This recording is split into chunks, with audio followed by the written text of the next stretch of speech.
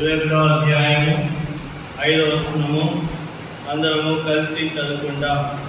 Book of Revelation chapter 21 verse 5. ప్రకటన గ్రంథం 21వ అధ్యాయము 5వ వచనము అందరం కలిసి చదువుకుందాం.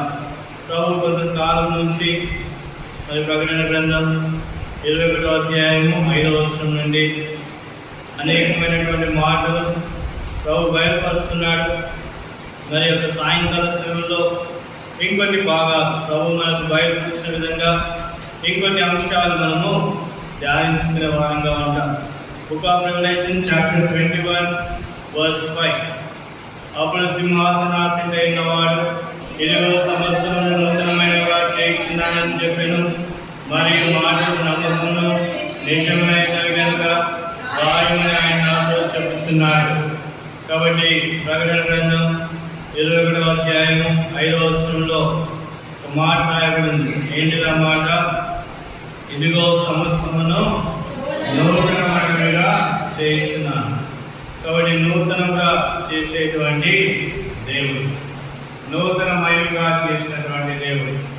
కాబట్టి మన జీవితంలో ప్రభువు నూతనంగా చేయబట్ట ఎప్పుడు ఆరంభమైందంటే, నూతన జీవితం ఎప్పుడైతే ఆరంభించబడిందో మానవుడు నూతనమయంగా మార్చబడినాడు. కాబట్టి ఆది కారణంలో మరి సర్పం ద్వారా అవమోసగించబడి పాపం ఈ లోకంలోకి ప్రవేశింపజేయబడింది. కాబట్టి రోమిలకు రాసిన పత్రిక 5వ అధ్యాయము 12వ వచనం. రోమిలకు రాసిన పత్రిక 5వ అధ్యాయము 12వ వచనం. ఇట్లుండగా ఒక మనుషుని ద్వారా పాపం ద్వారా మరణము లోకంలో ఎలాగూ ప్రవేశించింది. ఒక మనుషుని ద్వారా పాపం ద్వారా మరణము లోకంలో ఎలాగూ ప్రవేశించింది. కాబట్టి అలాగనే మనుషులందరూ పాపం చేసినందున మరణం అందరికీ ప్రాప్తమైంది. కాబట్టి మనుషులందరూ కూడా ఏం చేస్తున్నారంట? పాపం చేస్తున్నారు. ఎలా పాపం చేస్తున్నారు? ఆ యొక్క ఆది ఆదాము యొక్క పాపము మన జీవితంలో ఏలుబడి చేస్తూ వచ్చింది. కాబట్టి ప్రతి మనుషుడు కూడా ఆ యొక్క జన్మ పాపంలోనే ఉండిన వాడుగా ఉన్నాడు. కాబట్టి ఆ జన్మ పాపం బట్టి ప్రతి మానవుడు కూడా ఏమైపోయినాడు? పాపిగా అయిపోయినాడు. అంటే ఇప్పుడు పాతదే అయిపోయింది, నూతనమైనది లేదు. కాబట్టి పాతది ఏ స్వభావం అంట? పాపపు స్వభావం. నూతన స్వభావం ఏంటిది? చదవండి. యోహాను సువార్త 3వ అధ్యాయము 5వ వచనం. John gospel chapter 3 verse 5. యోహాను సువార్త 3వ అధ్యాయము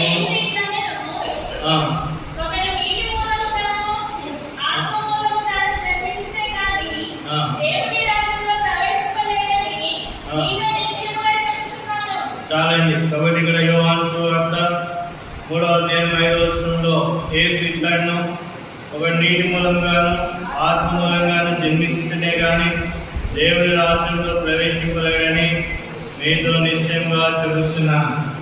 కాబట్టి ఇప్పుడు నూతనమైంది ఏంటిదంట? నూతన జన్మ, బోర్న్ అగైన్, మళ్ళా తిరిగి జన్మించబడిన. కాబట్టి ఆత్మ మూలంగాను జన్మించితేనే దేవుని రాజ్యంలో ప్రవేశింపగలము. కాబట్టి ఇప్పుడు మనం ఏం చేయబడినాము? తిరిగి జన్మించినాం. కాబట్టి యేసు రక్తం ద్వారా మన పాపములు కడుక్కొని మనము నూతనమైనటువంటి స్థితిలోకి వచ్చినాం. మన పాపములు యేసు రక్తం ద్వారా కడగబడినాయి. ప్రభువైన యేసుక్రీస్తు వారు సమస్త మానవాళి విషయమై కల్వరి శిలువలో 2025 సంవత్సరాల క్రితమే తన ప్రాణాన్ని శిలువలో పెట్టినాడు, తన రక్తాన్ని గార్చినాడు. కాబట్టి నువ్వు చేసిన పాపము, నేను చేసినటువంటి పాపము బట్టి ప్రభువైన యేసుక్రీస్తు వారు శిలువలో తన ప్రాణాన్ని పెట్టినాడు, తన రక్తాన్ని గార్చినాడు. ఆయన సమాధిని బంధించినాడు, సమాధి చేయబడినాడు, 3వ దినాన తిరిగి లేచినాడు.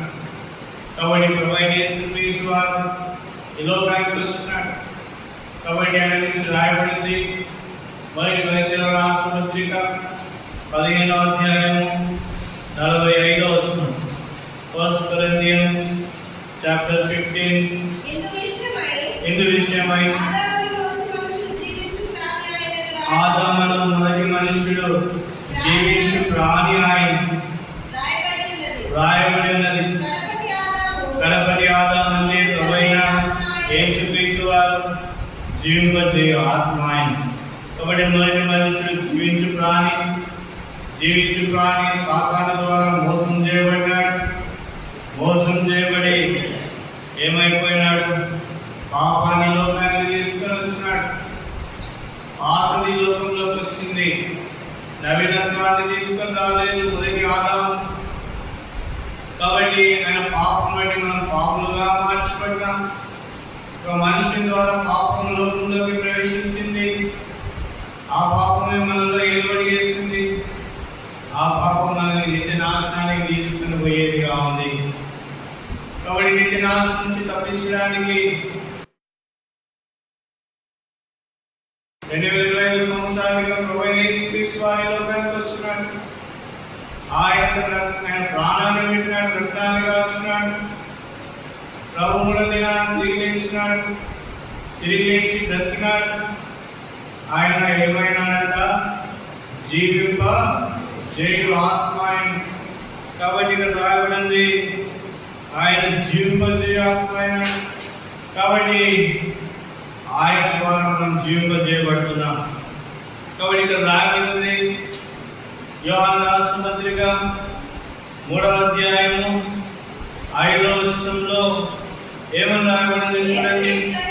ఏ స్థితిలో ఒకటి నీటి మూలంగాను ఆత్మ మూలంగాను జన్మించితేనే కానీ. కాబట్టి ఇక్కడ రాయబడింది ఒకడు ఏమైపోవాలంట? నీటి మూలంగా ఆత్మ మూలంగా జన్మించాలా, తిరిగి జన్మించాలా, నూతన జన్మ రావాలా, ప్రభువైన యేసుక్రీస్తు దగ్గరికి వచ్చి పాప క్షమాపణ పొందుకోవాలా. ప్రభువా, నేను ఘోర పాపిని, నా జీవితంలో ఏమాత్రం కూడా మంచితనం లేదు, నేను చేసిన పాపం పెట్టి నరకానికి నేను పాపుడను అని ప్రభు దగ్గరికి వచ్చి మన పాపాలు ఉంటున్నప్పుడు ప్రభు రక్తం ద్వారా మన పాపాలను కడిగి పవిత్రపరిచి నీటి మూలంగా తిరిగి జన్మ బాప్తిసం ద్వారా నూతన జీవము పరిశుద్ధాత్మ శక్తి పొందుకున్న వారంగా ఉంటాం. కాబట్టి ఎప్పుడైతే రక్షింపబడినామో, బాప్తిసంలో సాక్ష్యం పొందినామో, మనము నీటి మూలంగా ఆత్మ మూలంగా జన్మించబడిన వారు. కాబట్టి మనలో ఉన్నటువంటి నూతనత్వం, what is the new creativity? ఏది నూతన క్రియేషన్, ఏది నూతన ప్రక్రియ. పాత గతించిపోయింది, పాత జీవితం చెడు అంతమరించబడింది. నవీనత్వం, నూతనత్వం క్రీస్తు ద్వారా మన జీవితంలోకి ప్రవేశింపజేయబడింది. కాబట్టి మత్తయి సువార్త 3వ అధ్యాయము 11వ వచనం. Matthew gospel chapter 3 verse 11. 3వ అధ్యాయము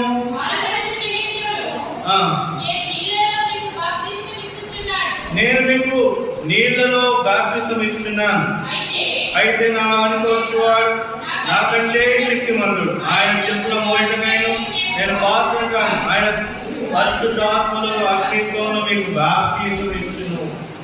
కాబట్టి దేవుడు మన జీవితాన్ని నూతనంగా చేస్తున్నాడు, తిరిగి జన్మింపజేసినాడు, మన పాపము పరిహరించిన నూతన జన్మే ఇదిగో సమస్తమును నూతనంగా చేయించున్నాను. రెండవ విషయాన్ని చూడండి. ఎఫెసీయులకు రాసిన పత్రిక 2వ అధ్యాయము 15వ వచనం. Ephesians chapter 2 verse 15. ఎఫెసీయులకు రాసిన పత్రిక అందరం కలిసి చదువుకుంటాం. ఎఫెసీయులకు రాసిన పత్రిక 2వ అధ్యాయము 15వ వచనం. ఇట్లు తండ్రి చేయొచ్చు ఇద్దరిని తన నూతన పురుషునిగా సృష్టించి తన శిలువ వల్ల ఆ ద్వేషులు సంహరించి దాని ద్వారా వీరిని ఏక శరీరముగా చేసి దేవునితో సమాధానపరచవలని ఇలా చేసిన కనుక ఆయన మనకు సమాధానకారుడై ఉన్నాడు.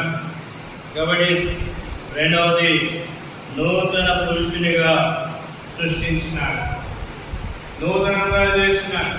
మొదటిగా ఏమి ఇచ్చినాడంటే ఆయన నూతనమైనటువంటి జన్మ ఇచ్చినాడు. రెండవది 15వ వచనంలో ఏమని రాయబడింది? నూతన పురుషునిగా సృష్టించి. కాబట్టి ఒక మనుష్యునిగా లేదా ఒకరిగా చేసినాడు. అంటే వన్ న్యూ మ్యాన్. కాబట్టి ఒక నూతన పురుషునిగా చేసినాడు. అంటే ఇప్పుడు ఒక నూతన పురుషునిగా ఎట్లా చేయబడినామంటే నూతనత్వము, దెర్ ఇస్ డిఫరెన్స్. ఒకప్పుడు భేదం ఉంది. ఏంటిది? అన్యుడు యూదుడు. ఏమని భేదం ఉంది? అన్యుడు అనే భేదం ఉంది, యూదుడని భేదం ఉంది.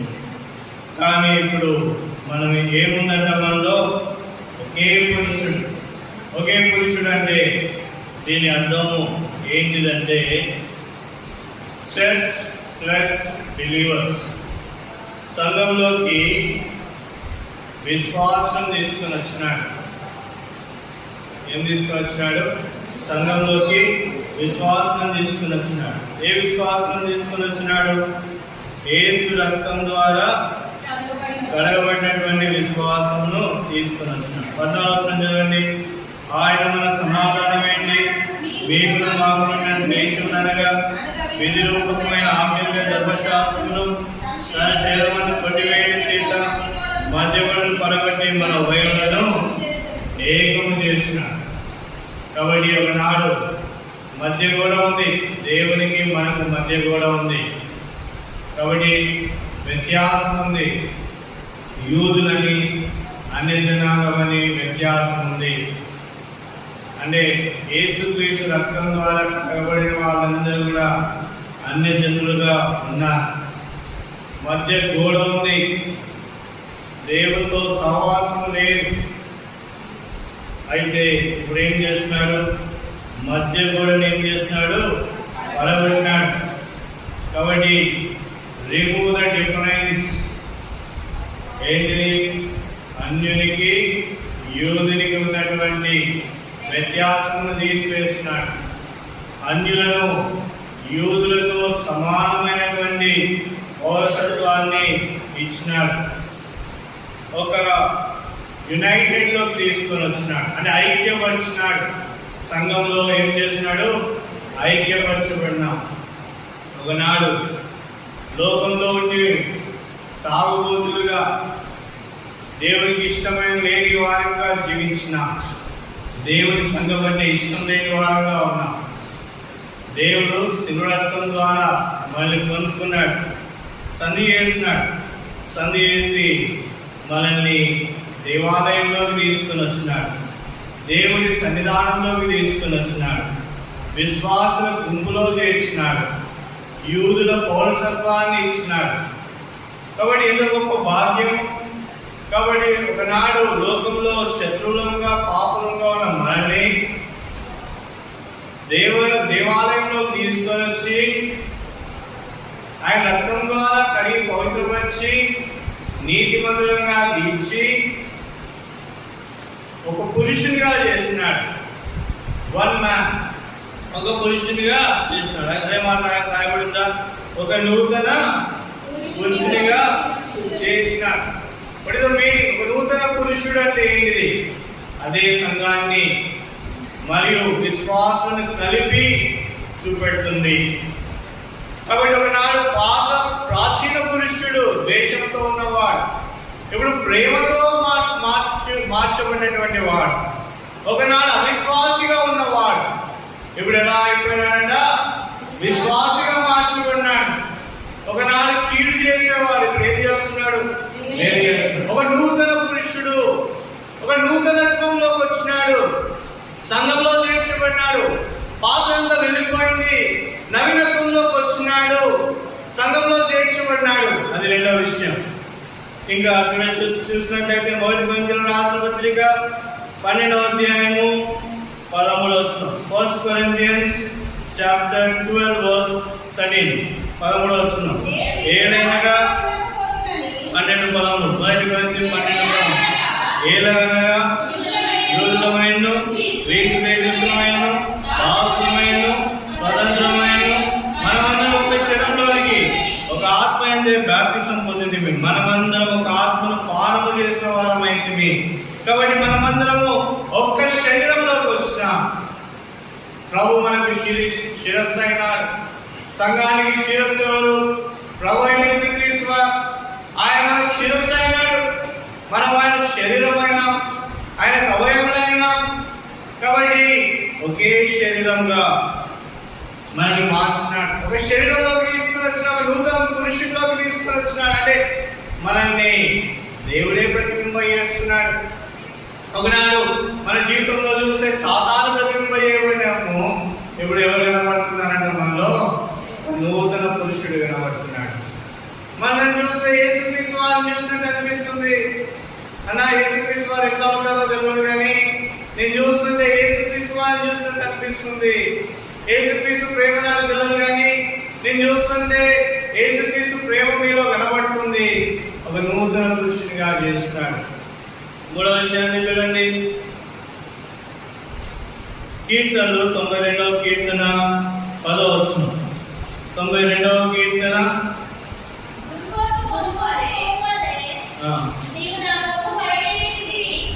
92వ కీర్తన 10. గట్టి చూడక. గురుపోతు కొమ్ము వలె నీవు నా కొమ్ము పైకెత్తివి, క్రొత్త తైలముతో నేను అంటబడితిని.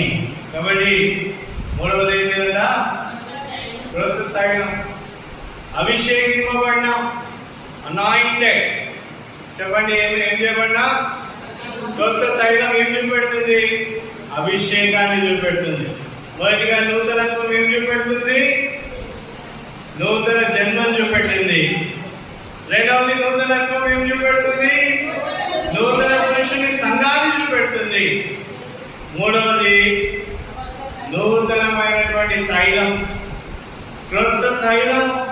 ఈ క్రొత్త తైలం దేన్ని చూపెడుతుందంటే అభిషేకాన్ని చూపెడుతుంది.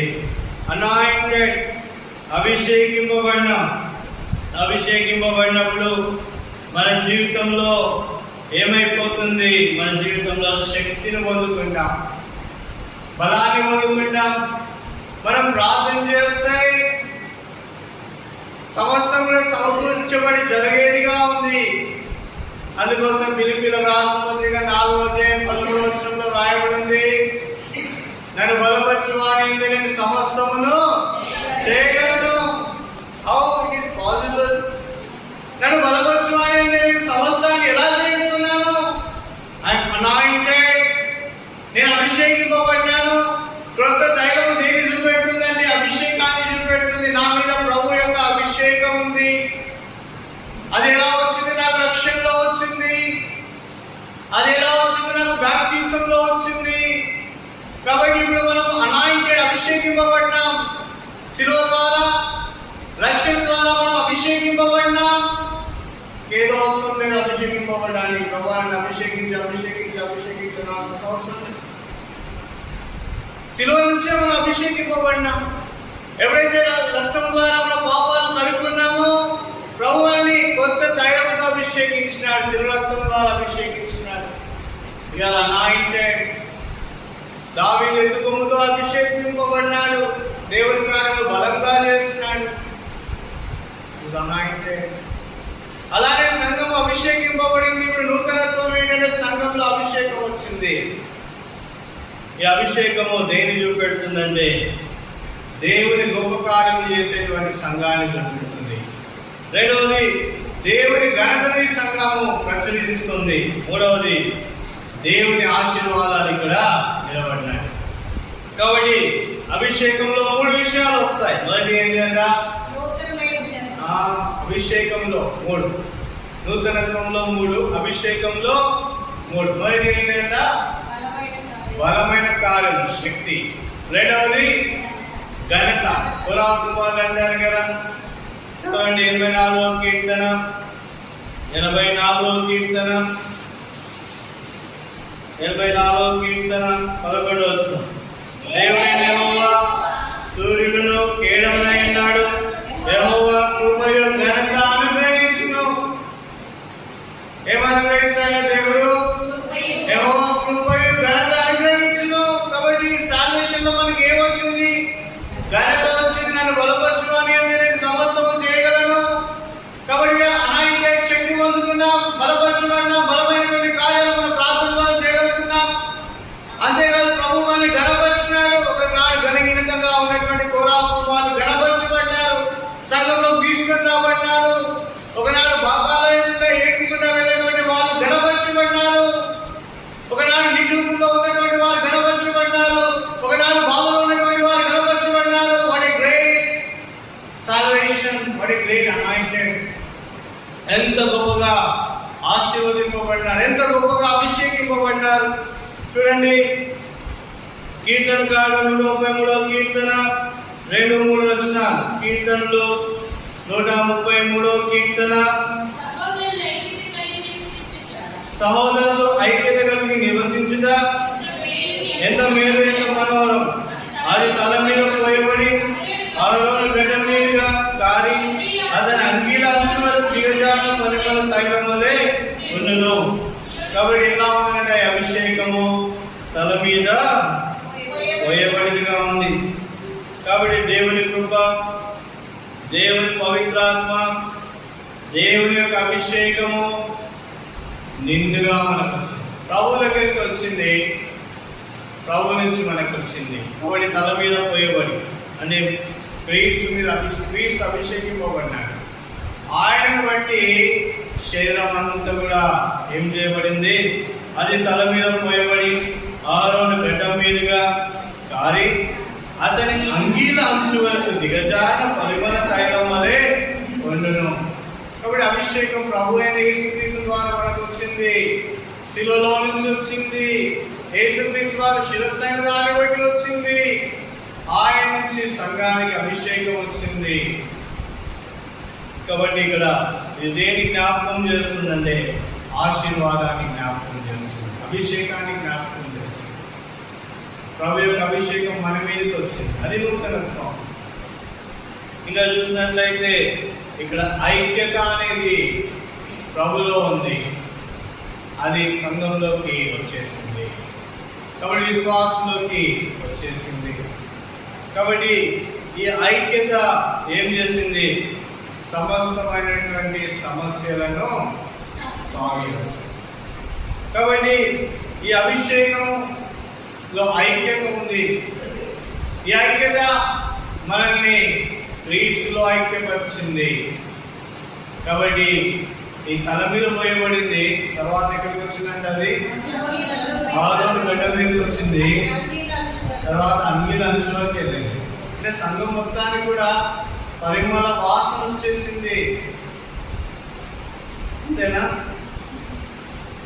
అతని అంగీల అంచు వరకు దిగజాన పరిమళ తైలం వలె అతని అంచుల వరకు ఉంది. అంతట అభిషేకమే, అంతట ఆశీర్వాదమే, అంతట ఘనతనే, అంతట బలమైనటువంటి కార్యములే, అంతగా ప్రభు యొక్క ఆశీర్వాదాలు.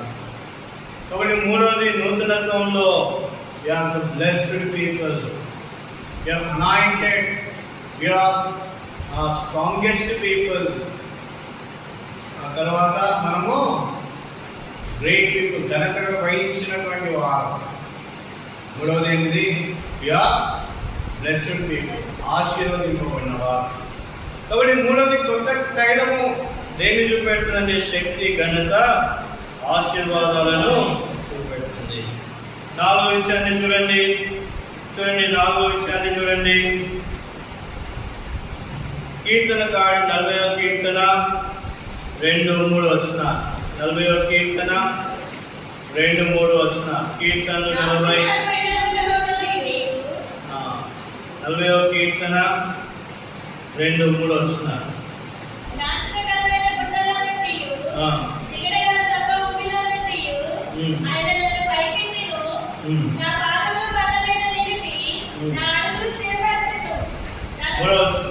తనకు స్తోత్ర రూపము క్రొత్త గీతమును మన దేవుడు నా నోట ఉంచును.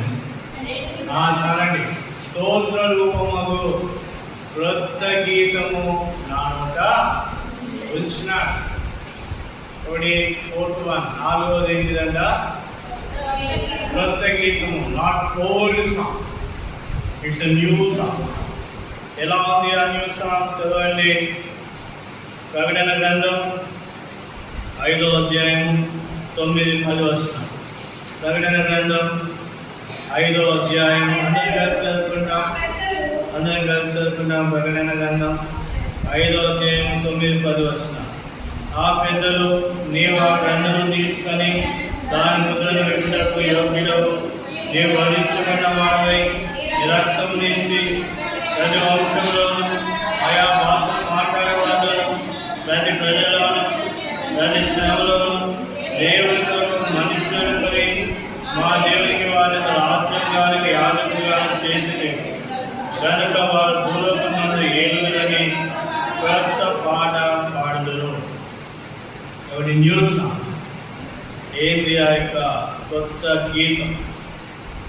ఏంటిది ఆ కొత్త పాట? ఏమని పాడుతున్నారు?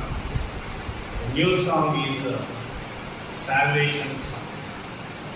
ప్రభువా నీవే నమ్మకమైన సామర్థ్యుడు, నా రోత హృదయాన్ని కడిగిన, నా పాప జీవితాన్ని క్షమించిన, నాకు నూతన జీవాన్ని ఇచ్చిన. ప్రభువా నీ రక్తం ఇచ్చి నన్ను కొన్నావు. ఇది నూతనమైనటువంటి గీతం. ఏదో కాదు నూతనమైనటువంటి గీతం అంటే. నూతనమైనటువంటి గీతం అంటే ప్రభు యొక్క కార్యములను ప్రచురపరచబడటం, ప్రభు యొక్క రక్తము ద్వారా విమోచింపబడ్డామని ఆయనకు మనం ఏం చేస్తున్నాము? స్తోత్ర గీతములు పాడుతున్నాం. కాబట్టి ప్రభువా నీవే మా విషయమై రక్తాన్ని గార్చుకున్నావు, నీవే మమ్మల్ని కొనుక్కున్నావు. కాబట్టి ప్రతి ప్రజల్లో నుండి, తర్వాత ఇక్కడ నుంచి ప్రతి జనములోను దేవుని కొరకు మనుషులను కొన్నాం. కాబట్టి ప్రతి ప్రజలోను ప్రతి జనంలో నుండి దేవుని కొరకు, ప్రతి వంశంలో నుండి దేవుని కొరకు ప్రజల్ని కొన్నాం. అంటే ఎలా ఉన్నాడు? తన స్వరక్తం ఇచ్చి సంపాదించిన సంఘం. కాబట్టి ప్రభువాలను నీ రక్తం ఇచ్చి ఉన్నావు, తర్వాత నన్ను ఏం చేస్తున్నావు? కొనడమే కాదు, దేవుని కొరకు మనుషులను కొని మా దేవుడికి వారిని ఒక రాజ్యముగాను యాజకులుగాను చేస్తున్నాం. ఏమంటున్నాడు? ప్రభువాలను ఒక రాజ్యంగా చేస్తున్నాం, నన్ను ఏం చేస్తున్నాం? యాజకులుగా చేస్తున్నాం. యాజకులుగా చేస్తున్నాను, మళ్ళీ ఒక రాజ్యంగా చేస్తున్నాను, నీతి రాజ్యానికి వారసుగా చేస్తున్నాను, పరలోక రాజ్యానికి వారసుగా చేస్తున్నాను, నీతి సమాధానంతో ఉన్నటువంటి రాజ్యానికి వారసుగా చేస్తున్నాను. ఆ కొత్త గీతము చూసినట్లయితే అపోస్తల కార్యములు 16వ అధ్యాయము, అపోస్తల కార్యములు 16వ అధ్యాయము 20, అపోస్తల కార్యములు 16వ అధ్యాయము 25వ యాక్ట్స్ చాప్టర్ 16 వర్స్. అయితే మధ్యరాత్రి వేళ పౌలు సీలను దేవునికి ప్రార్థించడం, కీర్తన పాడుతుండండి, 5 విడిచింది. కాబట్టి చెరసాలలో వేయబడినటువంటి పౌలు సీలను వాళ్ళు ఏం చేస్తున్నారంట? కీర్తనలో పాడుతుంది. కాబట్టి వాళ్ళ జీవితం చూస్తే పూర్తిగా వాళ్ళు ఏం చేయబడినారు? కొట్టబడినారు, చెరసాలలో వేయబడినారు.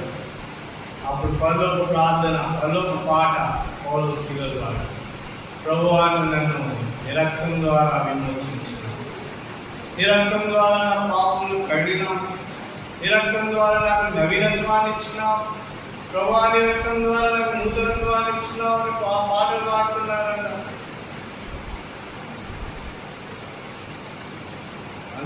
ఖైదీలు ఇచ్చినారంట. ఏంది వీళ్ళకి ఇంత కష్టాలు పెడుతుంటే, వీళ్ళని ఇంత బాధ పెడితే, వీళ్ళ పరిస్థితి ఎంత ఘోరంగా ఉంటే వీళ్ళు ఎలా పాడుతున్నారు ఈ కొత్త పాట? వీళ్ళు ఎలా పాడుతున్నారు ఈ నూతనమైనటువంటి పాట? ఇంత కష్టంలో, ఇంత నిట్టూర్పులో, ఇంత వేదంలో వీళ్ళు ఎలా నూతనమైనటువంటి పాట పాడుతున్నారు? అదే కొత్త పాట, అదే శిలువ పాట, అదే శిలువ క్రయధనం. కాబట్టి ప్రభువాని నన్ను కొన్నావు, ప్రభువాని నన్ను రక్షించినావు అనేంత గొప్ప పాట వాళ్ళు పాడుతున్నారు. వాళ్ళ స్వరాన్ని విని ఖైదీలు రక్షణ వారసులు వచ్చినారు. ఖైదీలతో పాపంలో ఒప్పుకున్నారు. అక్కడ ఉన్నటువంటి చెరసాల అధికారి ఏమంటున్నాడు చూడండి.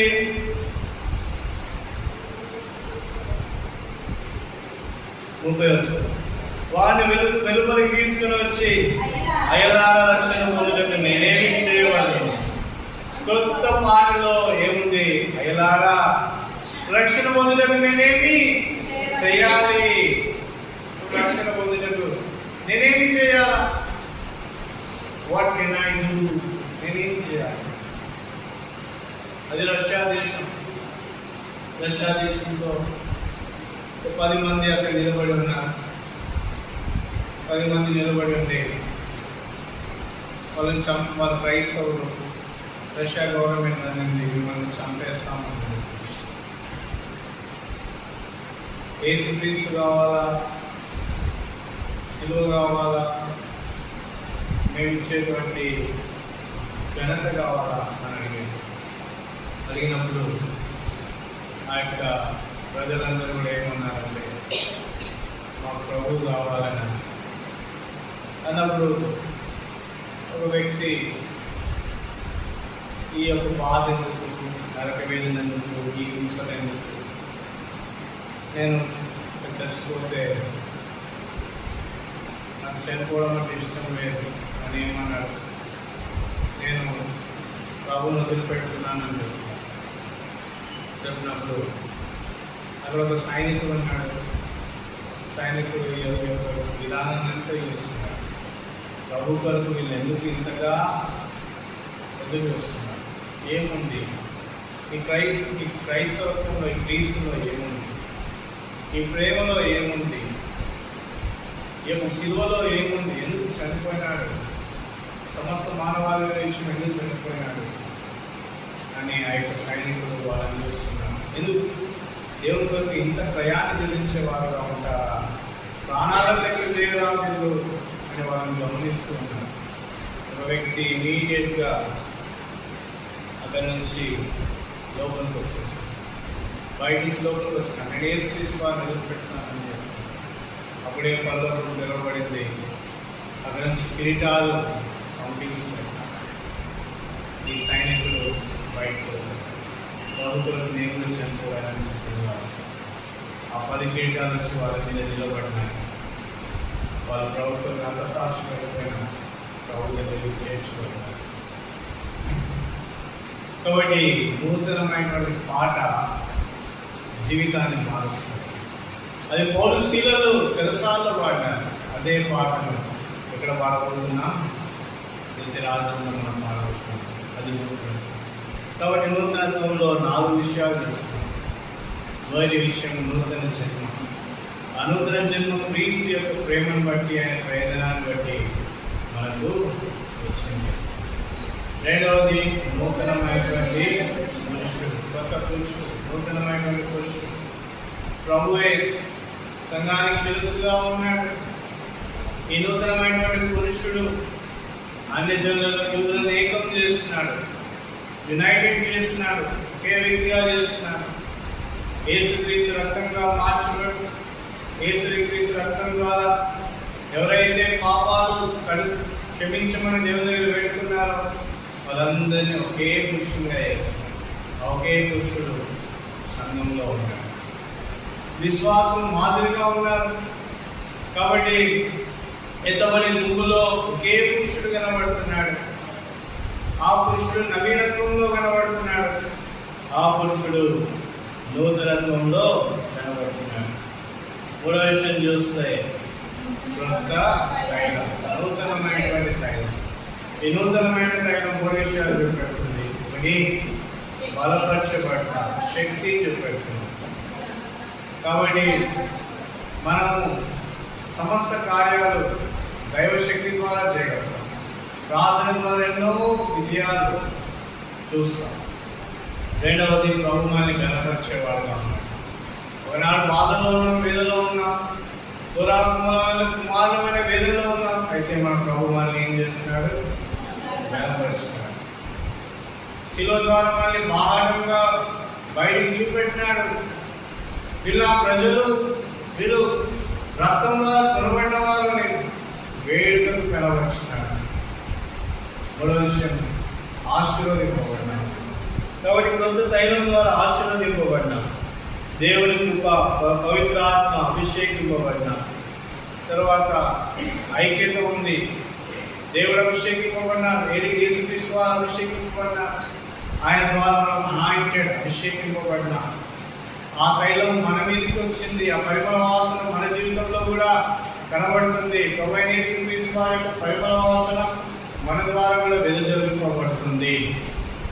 చివరిగా చూస్తే క్రొత్త పాట. ఆ క్రొత్త పాటే సిలువను గురించినటువంటి పాట. ప్రభువా, సిలువలో ఉన్న నా యొక్క పాపము కలిగిన, నా పాత జీవితాన్ని తొలగించిన, నా యొక్క చీకటి బ్రతుకును మార్చిన అని క్రొత్త గీతం. ఆ క్రొత్త గీతం ద్వారా అనేకమైనటువంటి జీవితాలు మార్చబడ్డాయి. నీ జీవితం క్రొత్తగా అయిందా, పాత దాంట్లో ఉందా? ఇంకా పాత దాంట్లో ఉంటే, ఇంకా దుర్వాసనతో ఉంటే, ప్రభు తన రక్తంగా నీ పాపము కడిగి పవిత్రపరచాలనుకుంటున్నాడు. నీ జీవితాన్ని మార్చాలనుకుంటున్నాడు. ప్రభు నీ జీవితాన్ని ఇవ్వవా? ఎందుకు వెళ్తావు పాత జీవితంతో? ఎందుకు వెళ్తావు పాప జీవితంతో? ఎందుకు వెళ్తావు సిలువను ఆధారం చేసుకొని లేనటువంటి జీవితం ద్వారా? ఎందుకు బయటకు వెళ్ళిపోతావు? పాత జీవితంలో పరలోకం లేదు, పాతాళం ఉంది. క్రొత్త జీవితంలో నూతనత్వంలో నిత్య రాజ్యం, పరలోక రాజ్యం ఉంది. దానిలో నూతన జీవం ఉంది, నూతన జన్మ ఉంది, నూతన పురుషుడు ఉన్నాడు, నూతనమైనటువంటి తైలం ఉంది, నూతనమైనటువంటి పాట ఉంది. పరలోక రాజ్యంలో ప్రభు యొక్క పాట, దొరకుల పాట పాడాలనుకుంటున్నావా? ప్రభువా, నేను పాపిని, నా పాపాలు క్షమించని హృదయంలో ప్రార్థన చేస్తున్నాను. ప్రభు ప్రేమమయుడు. ఆయన ఎవరైనా ఆయన దగ్గరికి వస్తే ఎవరిని కూడా తోసివేయడు. నీ జీవితాన్ని మారుస్తాడు, నీలో పరిశుద్ధతను నింపుతాడు, నీలో తన యొక్క శిలోకార్యాన్ని చేస్తాడు, నేను విమోచిస్తాడు, నిత్య రాజ్యానికి వారసునిగా చేస్తాడు. కానీ మోకాలు రండి.